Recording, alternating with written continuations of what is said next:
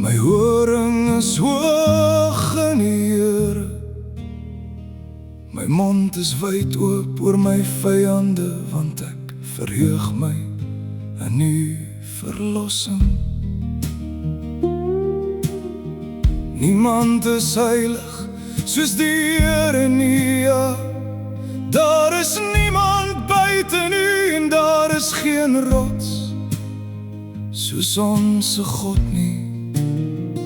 Spreek nie voortdurend al te hoog nie, laat vermetele taal nie uit julle monde uitgaan nie, want die Here is 'n God van diepe kennis en deur hom word die dade beproef.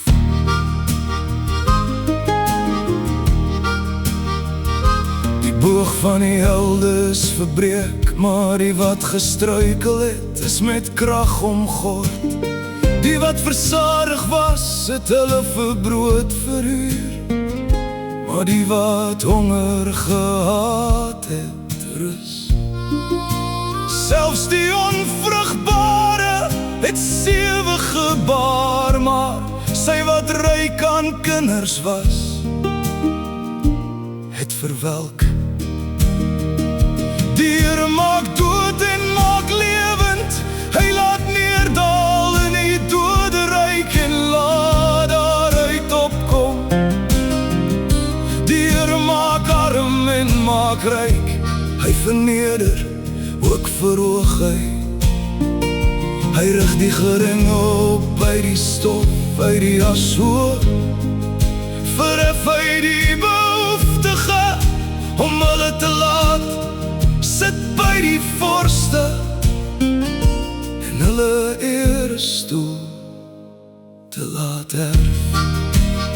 Want aan die Here behoort die pilare van die aarde en hy het die aarde daarop gevestig.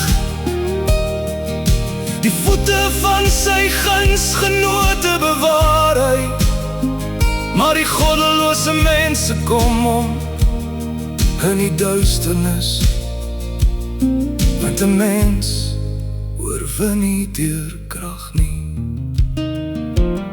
Die wat met die Here twis word verpletter, hoor hulle dondery in die hemel. Die Here oordeel die eindes van die aarde en hy gee sterkte aan sy koning en verhef die horing van sy gesalfde.